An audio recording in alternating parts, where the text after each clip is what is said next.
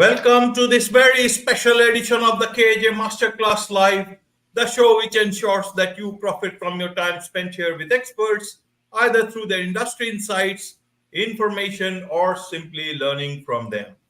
And today we have Juan Taveras. He is a people-oriented human resources DEI professional with 17 plus years of experience. He is a co-founder and CEO of DEI Profinder, a public online directory for DEI consultants. Welcome to the show, Juan. Thank you so much for having me, AJ. Happy to be here.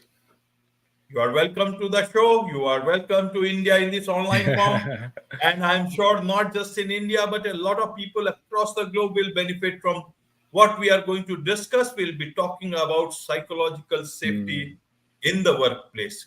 So, Juan, I want to understand what is this psychological safety in the workplace? I thought people go to workplaces to work and not to some difficult place.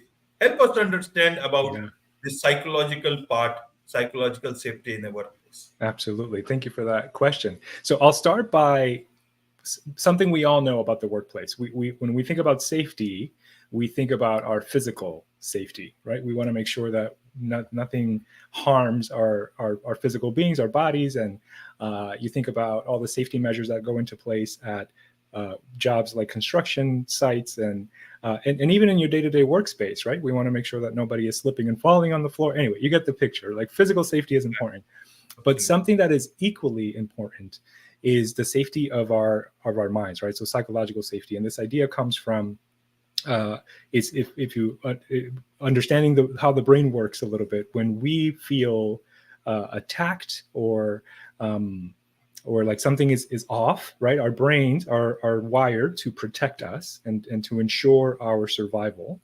So the part of our brain that takes over when we're in that sort of situation is the amygdala, right? It's the reptilian brain that jumps in to defend us. And we, depending on the person, this varies depending on the situation and the individual, but we might jump into a stress response and we either run or flight, right? Or we fight, we prepare to protect ourselves, or we freeze. We just kind of freeze and don't know what to do, don't know where to say, or we fawn, which is where we just try to appease another individual or group in order to stay safe. When we are operating in that mode, we are not thinking critically, we are not asking questions, we are not challenging the status quo, we are not showing up as our authentic selves, because the goal in those moments is to protect ourselves. Now, here's the thing: you just said, you show up to work, not to necessarily be in a situation where you're going to be defending yourself all the time. But here's the challenge is that our brains can't tell the difference between a real attack, a real a situation where your life is actually in danger, versus a disagreement in the workplace, like a verbal attack or even a perceived attack. It's a lot of times actually, it's more about perception, what you think is happening or what you think might be going on. So this is happening in the workplace, and we are not aware of it. Not many leaders understand the impact that it's having on their teams. And just to give you an example, it can be as simple as, a meeting was canceled without any notice or a context. The leader might have a legitimate reason for canceling that meeting, but without sharing that information, then the team or the individual might be thinking, oh gosh, what's going on? Am I losing my job? Or is something happening that I'm not aware of?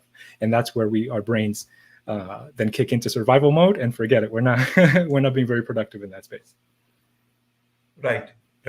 So who is responsible for this psychologically unsafe places? If we look at employees, they have many reasons we have been talking about since the last 3 years: great resignation, quiet quitting, and leaders have their own challenges.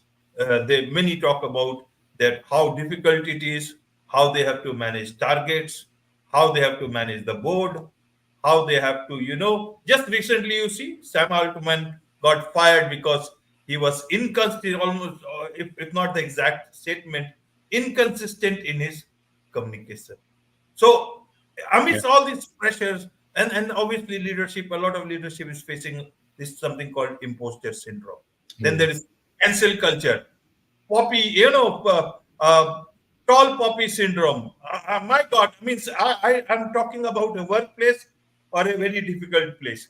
So I want to understand, be that as it may, we have HR departments to take care of, bring Mm, all those different departments together. So I want to understand from you, your 17 plus years of experience in designing, orchestrating, and championing inclusive workplace mhm. initiatives. So we are talking about basics here, and you are an expert in DEI. So how do we understand, means who is responsible for this, so that we can find a diagnosis and then the prognosis going forward? I want to understand from your understanding for the audience. Yeah, yeah, great question. So here's my perspective on that. Um, I'll share the short answer and then I'll elaborate. So the short answer is that everyone is responsible for the psychological safety of in the workplace, right? To ensure that everyone feels safe. And I say that because anyone can impact the psychological safety of another individual, right? You don't have to have power or authority or be in a leadership position. Your colleague or your peer can impact how safe you feel. So that's the short answer. Everyone is responsible. But then when you unpack that, and I like how you laid it out, you have HR, you have leaders, and then you have employees in the workplace, and everyone in those groups is responsible, but they all do it. Their responsibility differs because of their role, right? So HR can impact the psychological safety of an organization through HR policy and procedures and processes and how people get information and have access to information. How easily can they get help when something is off or wrong, et cetera, right? So HR plays a role in the cultivation side, right? Like they can create the environment for psychological safety to be present through policies and procedures. Then when you think about the leader role, and the leader, that's the individual that's closest to the employee, right? So they're having daily conversations with people. They're managing people's work and projects and deadlines, etc. So they also in their role have a responsibility to ensure that they're doing their work as a leader through the lens of psychological safety and meeting the needs of each of the individuals in their team, right? And that's where the inclusion piece comes in, because we need to be aware of the needs of each individual and not just treat everyone the same, right? Because this is, and I like what you said earlier about leaders just have so much to balance, right? Being a leader has always been hard. Managing people and projects and outcomes has always been difficult. But in today's workplace, you're not only managing people and products and outcomes, but you're also now trying to manage maybe a hybrid team. Maybe half your team is virtual, half your team's in the office. How do that's an additional challenge or dynamic there that you need to manage as a leader. You might have, because of the pandemic, some mental health and wellness issues that now individuals are managing, and you have to support them through that. You might be dealing with, like you said, the Great Resignation, so a high turnover rate. So you're constantly understaffed. So I don't envy leaders in today's workplace, which is why my wife and I, she's my co-founder on our DI ProFinder project, but also in our latest course, we created a course on psychological safety because we really want to support leaders in this work and giving them the resources and tools that they need to lead psychologically safe teams. So hopefully that answers your question. That answers. That Okay. answers. But as I said, so many top brains of the world are trying to find answers to this problem. I am only trying to find some right questions to get much more, closer answers that can, give solutions to the audience. So I Yes. want to understand then, who is in more need of a psychological safe place today? Is it the leaders or is Mm, it the employees? Because if leaders, the buck stop at the leader, yeah. but the leader have there so much on their plate. Employees, they have their own work-life balance, you know, layoffs going on, less number of jobs, the economic challenges, Yeah. and they are also unsure about when they move, when they start from the office, but by the time they reach office, The forget about the computers. The office door itself is locked for them. So Yeah. who is in more need of a safe workplace? Mm. Is it the leaders? Is it the employees? That's a really good question, AJ. I don't think I've ever considered it from that perspective.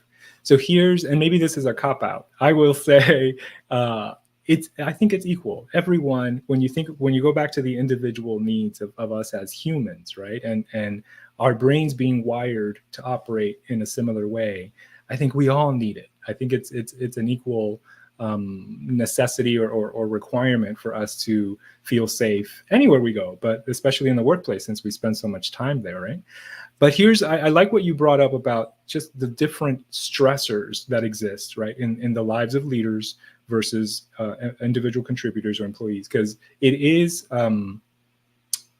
multiplied, if you will, right? That level of stress with a leader, but that doesn't mean that they need psychological safety more. I think it's because psychological safety is about, it's is a feeling, right? It's a mode that we operate in. So it isn't a scale, right? It isn't like today I have 100% psychological safety versus 50%. It's really a yes or no, right? So in that sense, it doesn't matter what's going on in your life or how much what responsibility you hold.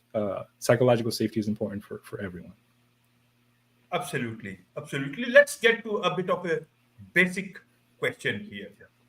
Because uh, the problem is that there are so many problems to be thought of. Earlier on, it was a simple workplace, and problems were still there, but they were manageable. In today's time, how does a leader then get his or her work from employees?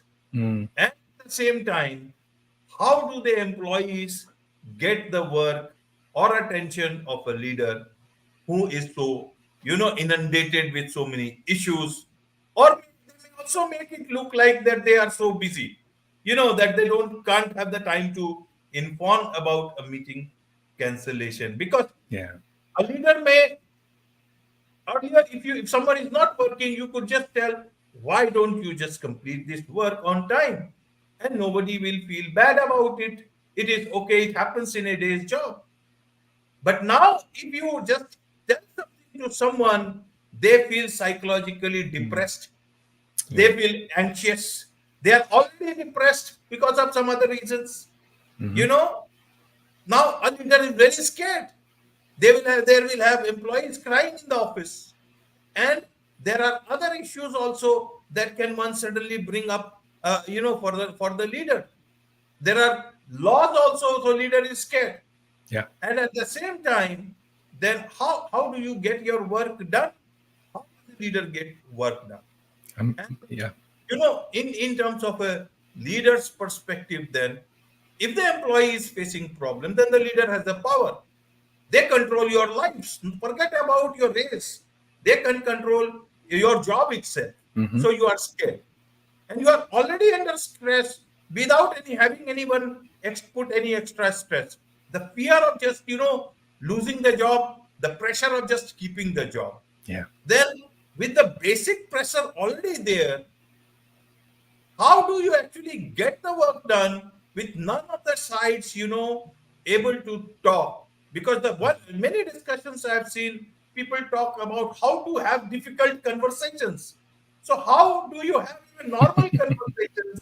You can't talk to a woman in office place because you got to have so many things in the mind. A woman will also be scared in the sense that it should not look like that you are talking something about bad or good about someone else. It can become it is not a easy situation. That is why I said earlier on, these things were not there, no cameras were there. Today there are so many cameras, everything gets recorded, but the peace of mind is not there, but the work has to be done. Right. And amidst this, I'm sorry for this long question, No, but no. it's an observation of the workplaces. It's a difficult situation. It is like, those old days, two enemies are meeting at the middle ground to negotiate peace, but nobody knows where the peace is, and they are very afraid because any side can attack you. Hmm. How do you find peace? How do you get work done in the workplace, because that's what actually matters there. Yes. I love that you took it there, AJ. That is a fantastic question. And here's one of the things that I do in my work with organizations is what you said. Going back to the basics, we need to get really clear about why it is that we're here, right? So at the end of the day, leaders and employees and HR, they're all employed by this organization, and they were all hired to do a specific job, right? That is at the foundation level of this relationship. Is like we were hired to do a job, so that needs to be present in conversations, in the way that the organization operates, and then how we get to a place where people feel safe and people feel valued and appreciated. That's the additional stuff that we add on to that foundation through inclusive practices and through the creation of psychological safety. So to give you some examples, right? So to your point, we do live in sort of the state of the workforce today is very it's what's the word I'm looking for? Fragile, right? There's a lot of walking on eggshells and people being afraid of saying the wrong thing. They don't want to get canceled, or they don't want to insult anyone by mistake. But here's the thing about psychological safety. Psychological safety is not about being nice all the time or avoiding conflict. It's actually creating space for those things to happen, so that you can have, instead of what you called earlier, right, that negotiating peace, if you will, but really it's a dialogue. We need to be open to exchanging ideas and disagreeing, so that we can all grow and learn from each other.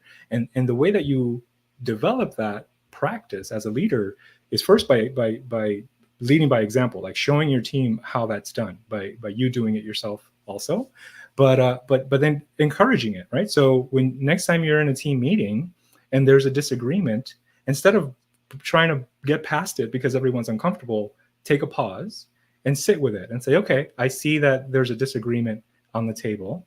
Let's talk about this, and give people an opportunity to speak. Everyone should have like equal time, right, to share their perspective, and then encourage other people to chime in as well. And there might even be other viewpoints that folks haven't shared yet. But that practice doesn't only show your team that you as a leader expect disagreement, because come on, we're human, right? Like that's and we're all very different. So disagreement is just part of human nature. So it doesn't only show your team that you expect it, but now you're encouraging it. You want it to be a part of the day to day. So it becomes less scary, right? And then when you also, another practice that I like is assuming positive intent, right? Because we're human. We're gonna make mistakes. We're gonna say the wrong thing every now and again. And it's going back to the intention. Of course, my words are going to have an impact, and I want to acknowledge that. So it's not to say that I get a pass just because I'm human, but it's more about an opportunity for me to say, oh, for me to apologize. Like, I'm sorry, I did not mean for what I said to offend you. And now let's have a conversation about it. I want to make sure that I learn from this experience so that I don't do it again. But what I'm seeing in the workplace is all of those, everything that I just sort of described is not happening. People are moving away from it, which then leads to this unresolved conflict, right? And I use conflict. Some people think of conflict as this big thing, but it could even be just a conversation that was not finished, or a disagreement that didn't get ironed out, right? So, and that builds tension and insecurity in the dynamics of those relationships.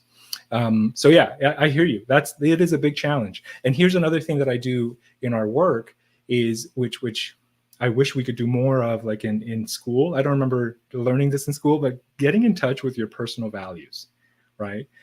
There's a lot of the insecurity that we feel and sense in the workplace. It stems from an insecurity in ourselves, right?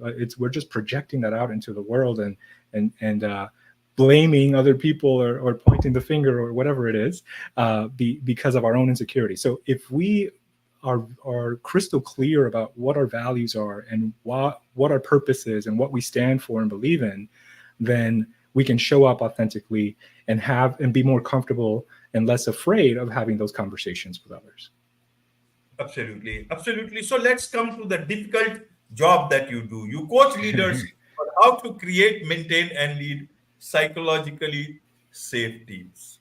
Who gives this psychologically safe certification? Is it some doctor, some therapist? Who does it? And another thing is, let's assume it's the leader's responsibility. Then how do you get started with doing with this? Because you got to get employees on your side. How do you do that? Where is the trust? How do you bring that trust first so that you come down to the talking table? Absolutely. So to answer your first question, we don't have a certification per se, but my wife, my co-partner, is the psychologist. So I lean on her heavily for her Great. expertise in this space. But honestly, when we know the work or our interventions are working, when we get feedback from employees, right? So that is a big part of our process. Just constantly asking, how are you feeling, and what has changed?